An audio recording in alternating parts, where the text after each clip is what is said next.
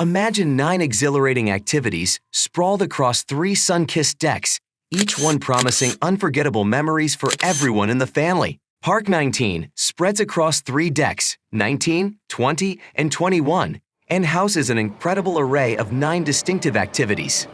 Ever dreamed of hang gliding? The Sea Breeze, a first-of-its-kind roll glider on a cruise ship, gives you a taste of this exhilarating sport. Safely harnessed, you'll glide high above the ship, soaking in panoramic ocean vistas and awe-inspiring views of the ports of call. For those who love a good challenge, the Coastal Climb offers an engaging obstacle course that takes you from Deck 19 to Deck 20.